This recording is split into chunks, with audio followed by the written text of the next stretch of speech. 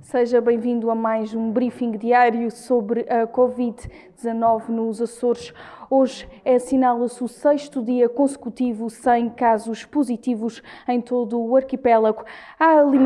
lamentar um óbito, uma senhora de 78 anos, proveniente do lar do Nordeste, que estava internada no Hospital de Ponta Delgada. São agora 11 o número de óbitos até ao momento, 8 provenientes deste lar. A registrar hoje 3 recuperados, todos eles na ilha de São Miguel. São agora 37 recuperados na região.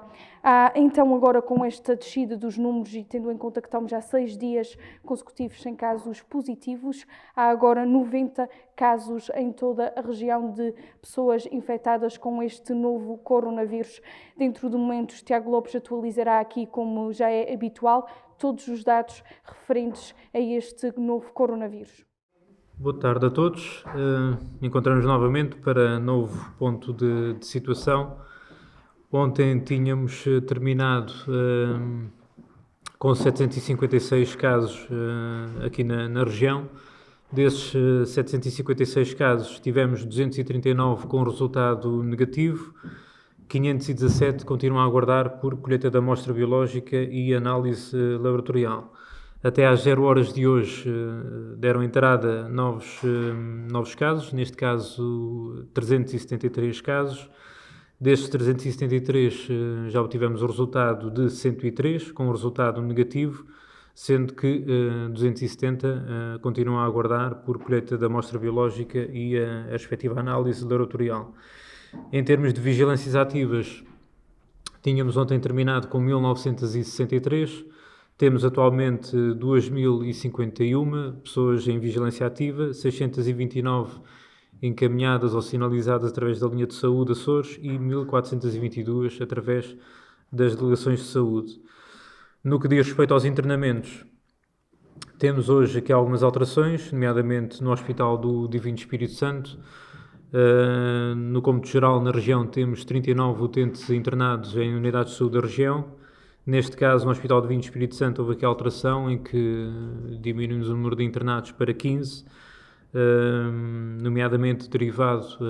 infelizmente, a um óbito que hoje ocorreu de uma utente de 78 anos que estava internada, tendo sido encaminhada do lar de idosos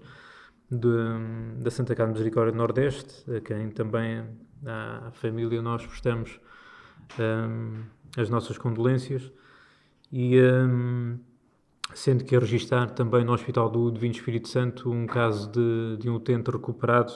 de infecção pelo Covid-19, utente de 67 anos, também ele internado no Hospital do Divino Espírito Santo, encaminhado do lar de idosos do Nordeste. E, por fim, depois uma transferência de um utente do lar, neste caso do Hospital do Divino Espírito Santo, para o Centro de Saúde Nordeste, que atualmente fica com 12 utentes internados nas suas instalações. A par do Hospital do Divino Espírito Santo e do Centro de Saúde Nordeste, mantemos os 4 utentes internados no Hospital do Santo Espírito, da Ilha Terceira, sendo que um deles ainda em cuidados intensivos e, conforme também já havia transmitido, um utente no Hospital da Horta. Em contexto domiciliário, por via também destas alterações, temos atualmente 58 utentes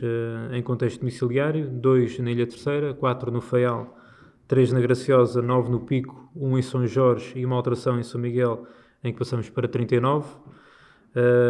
Derivado também 2 casos de recuperação de infecção pelo Covid-19, neste caso um senhor de 34 anos, de 54 anos e uma senhora de 21 anos de idade, o que passa agora neste momento para 37 o número de casos recuperados na região, 23 deles provenientes da ilha de São Miguel, 8 da Terceira, 1 do Pico e 5 da ilha de São Jorge. Aumentamos para 11 o número de óbitos na região e descemos o número de casos positivos ativos atualmente na região para 90, sendo eles provenientes de 66 da ilha de São Miguel, 3 da Terceira, 9 do Pico, 2 de São Jorge, 5 do Faial e 5 da Graciosa. Portanto, desde o início do surto até ao momento, temos 6.965 casos registados. Destes 6.965 casos, temos até ao momento 6.040 com resultado negativo, conforme disse há pouco, dos 270 mais os 517 de ontem, o que faz um total de 787 casos que se encontram a aguardar ainda por colheita e análise laboratorial, sendo que destes 787, 677 são referentes a rastreios que estamos a realizar na região. E como eu estava a dizer, destes 6.965 registados até ao momento, 90 são positivos ativos até à data, 37 recuperados e 11 óbitos. Conforme também já tem sido comunicado, na sequência das medidas que têm sido implementadas no âmbito da pandemia Covid-19 e, no caso concreto, no rastreio e na monitorização de infecção pelo SARS-CoV-2, com vista a minimizar o risco de infecção de profissionais e de pessoas internadas ou institucionalizadas, no passado dia 24 foi publicada uma circular informativa da Direção Regional da Saúde, dirigida às unidades de saúde do Serviço Regional de Saúde, às estruturas residenciais para idosos, centros de acolhimento, unidades de cuidados continuados integrados, casas de saúde da região, com vista a que todos os profissionais das unidades de saúde do Serviço Regional de Saúde e das entidades que eu acabei de referir, que se encontrem, também conforme eu ouvi transmitido ontem, em escalas de rotação, fossem submetidos a colheitas de amostras biológicas para diagnóstico laboratorial de possível infecção pelo Covid-19. Nesse sentido, desde essa data para cá, têm vindo a ser realizados esses rastreios organizados nestas unidades. O Hospital de Vinho Espírito Santo já é mais conhecido, sem contar também com a Santa Casa de Misericórdia do Nordeste, a estrutura residencial para idosos, que hoje está a ser submetida também a nova ronda de colheitas de amostras biológicas para a nova análise laboratorial para possível despiste de novas infecções registadas ainda dos utentes e funcionários que se encontram na estrutura residencial para idosos, mas sem contar com estes dois casos em concreto, também como já foi dado nota em dias anteriores, temos vindo a fazer esse rastreio organizado em algumas das estruturas residenciais para idosos na região e neste momento temos já cerca de 300 funcionários e utentes, sem contar, como eu estava a dizer, com a Santa Casa de Misericórdia do Nordeste, com a estrutura residencial para idosos e com o Hospital de Vinho Espírito Santo, e contando com a Ilha de São Miguel, com a Ilha Terceira e com a Ilha Graciosa, em que tem funcionários que, por via de estarem a funcionar em esquema rotativo, como eu acabei de dizer há pouco, e indo ao encontro daquilo que foi plasmado na circular informativa da Direção Regional da Saúde, foram submetidos a este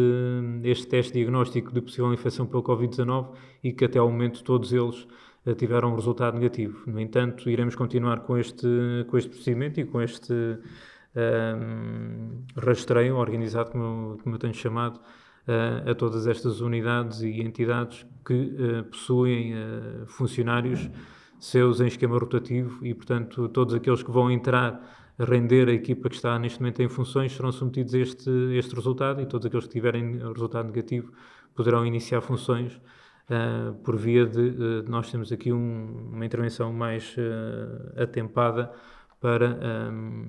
proteger, de certa forma, este público mais vulnerável. Deixaria agora então aqui um espaço para poderem colocar questões. O Presidente da República acaba de revelar que não vai renovar o estado de emergência para além do dia 2 de maio. Já foi dito aqui que os Açores se encontram numa fase diferente, a fase ainda de contenção. Pergunto-lhe se não receia que haja aqui um certo facilitismo por parte da população que possa começar a abrandar em termos de medidas preventivas e se, do ponto de vista sanitário, prevê que seja importante manter o estado de contingência. É uma situação que já tem dito isso ao longo dos últimos dias, que estamos a acompanhar e iremos acompanhar nas próximas horas e nos próximos dias. mas também, sobretudo, dar nota daquilo que, por várias vezes também já o fiz nestes momentos e em outros, que é precisamente apelar para isso. Nós teremos um longo percurso, um longo caminho ainda pela frente, apesar da evolução do surto aqui na região, mas não podemos, digamos que, diminuir a nossa atenção e o nosso alerta coletivo e individual relativamente ao surto pelo Covid-19. Não invalida que, tal como já foi dito, que estejam a ser ponderadas o levantamento de algumas das medidas mais restritivas que foram implementadas ao longo das últimas semanas. Prova disso é o roteiro que está neste momento em consulta pública e para o qual espero que todos possam dar também o seu contributo, mas é uma situação que nós estamos a acompanhar e, conforme já transmiti, a seu tempo iremos comunicar eventuais medidas que possam ser alteradas aqui na região por via da evolução do surto pelo Covid-19. No entanto, isso não invalida que efetivamente a população não deixe de adotar as medidas de distanciamento físico, de etiqueta respiratória e de higienização das mãos, porque é uma aprendizagem que foi feita ao longo das últimas semanas e volto a dizer que será preponderante para a manutenção do estado atual e eventualmente o seu não agravamento e, por outro lado, a prevenção de uma eventual segunda vaga do surto aqui na região. Portanto, convém que sejam mantidas. Um estudo da Ordem dos Médicos dá conta de que a taxa de mortalidade disparou em março e abril,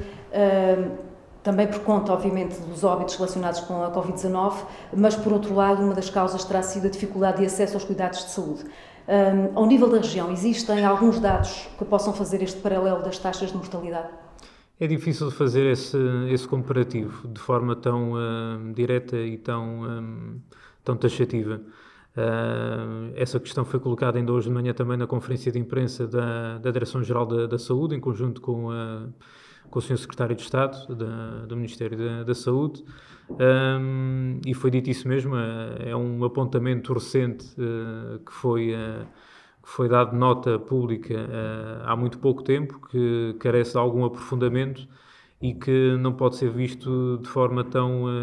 genérica como à primeira vista pode ser encarado. Temos que, conforme já temos transmitido,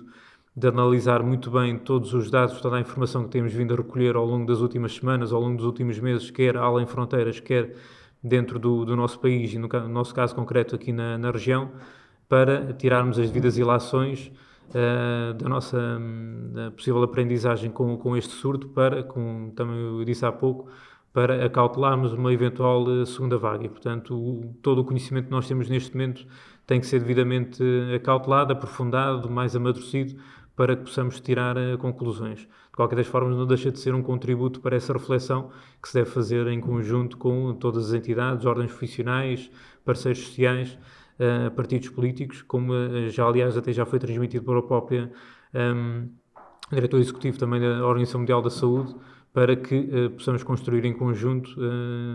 também os próximos passos, dado que muito do sucesso que eventualmente possamos ter, nomeadamente aqui na região, do combate ao surto pelo Covid-19, é derivado disso mesmo, ao trabalho conjunto que foi feito e, portanto, temos que aprender também com isso mesmo, de que é de forma concertada e articulada que temos de caminhar agora durante as próximas semanas e, portanto, esse foi um contributo, a par de outros mais que nós devemos ter em consideração na avaliação que temos de fazer do nosso trabalho no âmbito do combate ao Covid-19.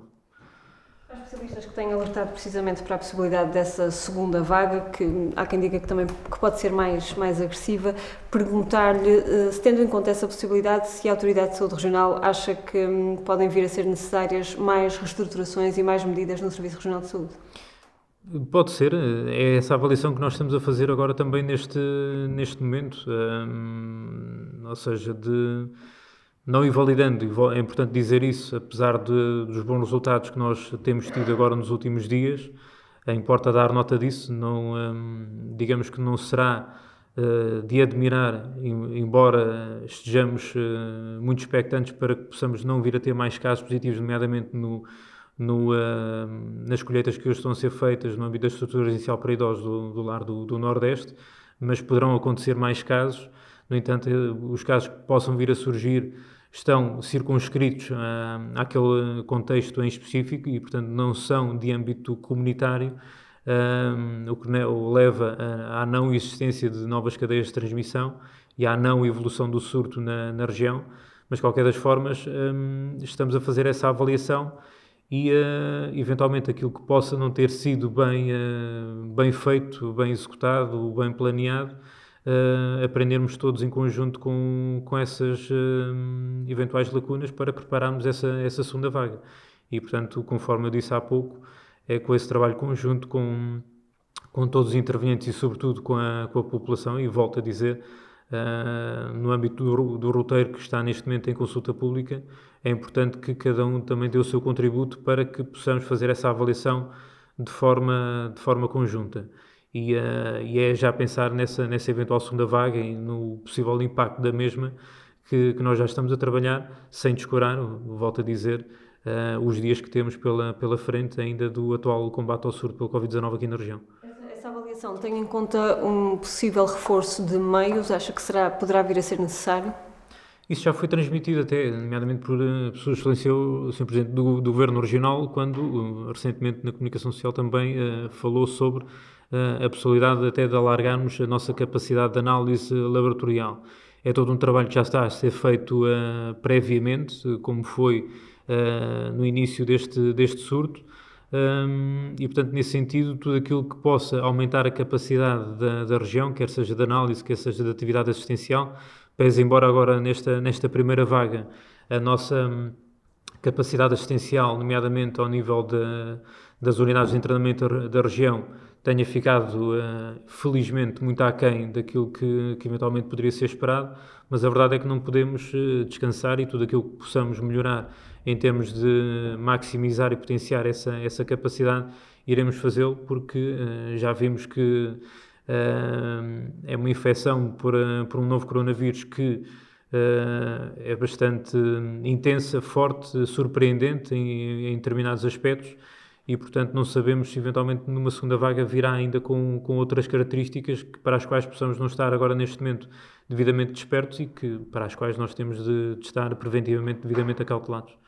No final do mês passado, os serviços de saúde da Ilha do Pico foram reestruturados também para responder a um plano de contingência, até porque havia também profissionais de saúde de quarentena. Perguntar-lhe se nesta altura ainda há profissionais de saúde do Pico de quarentena e se estão a ponderar já retomar os serviços como eles eram. Faz parte, essa também é a avaliação que estamos a fazer, nomeadamente daquilo que já tem sido dado nota de uma possível retoma da atividade assistencial, de alguns programas de saúde que entretanto ficaram suspensos. E, portanto, todas as alterações que também foram introduzidas naquilo que concerne às reorganizações das unidades de saúde, com o passar do tempo, por via da cessação dessas quarentenas, quer por via depois dos resultados que temos vindo a obter dos rastreios organizados que estamos a fazer, conforme eu disse, por via deste funcionamento em esquema rotativo, em espelho, das equipas que já tinha sido há umas semanas atrás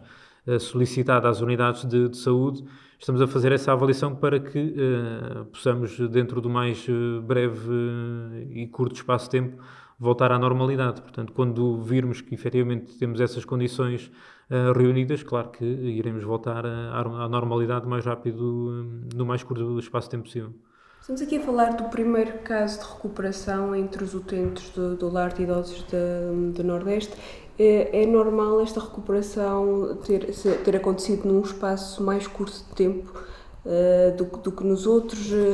E se é um sinal de alguma esperança no lar também? Estamos a falar de um caso concreto de um utente com uma faixa etária completamente diferente das restantes, não é? De um utente de 67 anos, portanto, à partida, sem conhecer, nomeadamente em concreto, a condição clínica do mesmo, mas que só pelo simples facto de ter uma faixa etária bastante inferior aos tantos casos que tiveram, infelizmente, um desfecho que todos nós não gostaríamos que tivessem. De com exceção de um dos casos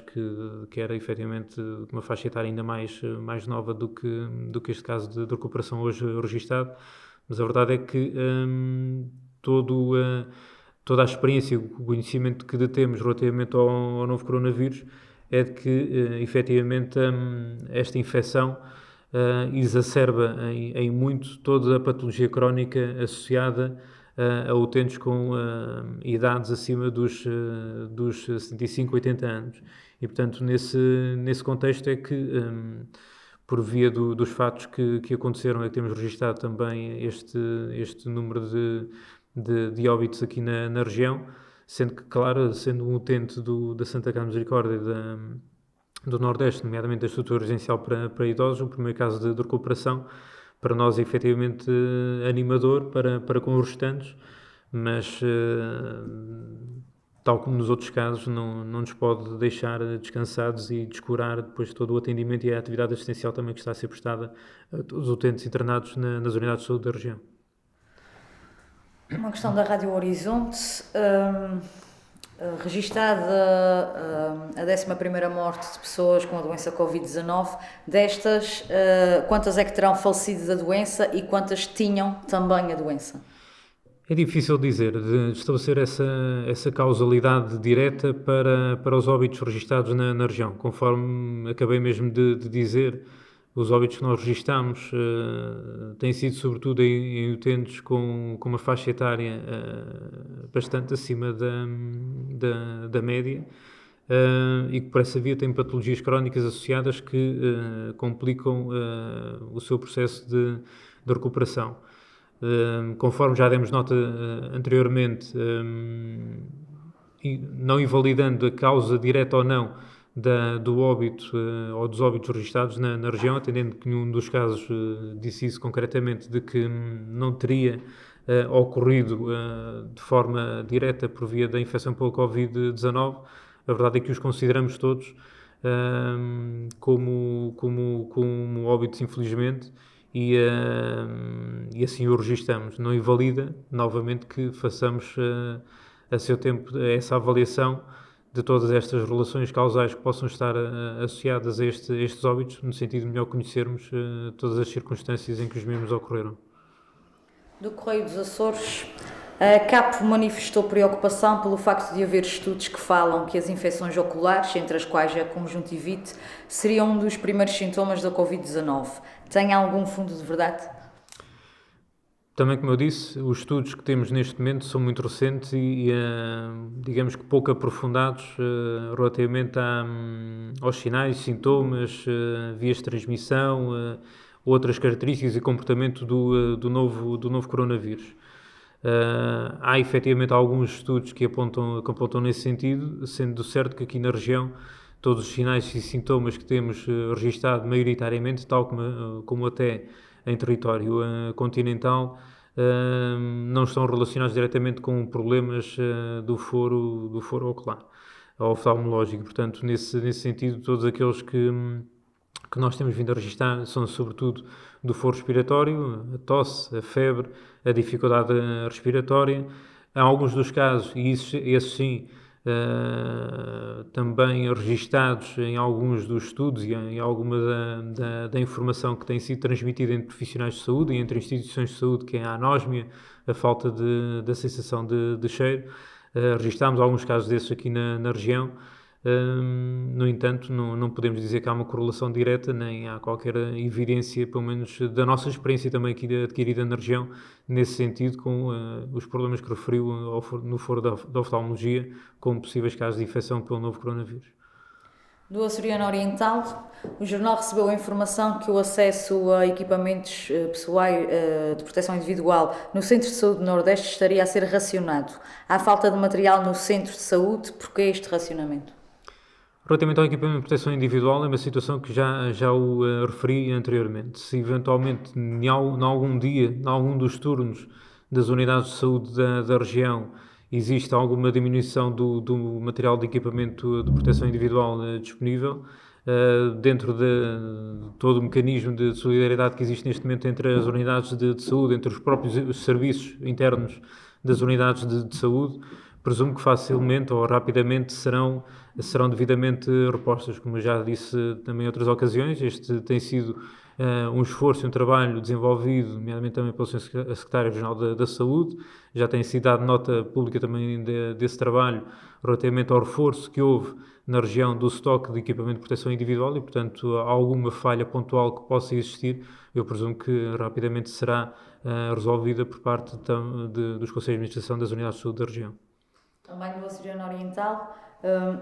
sobre a falta de enfermeiros no Lar do Nordeste e no Lar de Rabo de Peixe, o que está a ser feito para que não faltem recursos nestas instituições, porque aqui ainda não foram contratados novos profissionais? Bom, eu sobre a contratação de novos profissionais não posso pronunciar para estruturas residenciais para idosos e para instituições particulares de solidariedade social.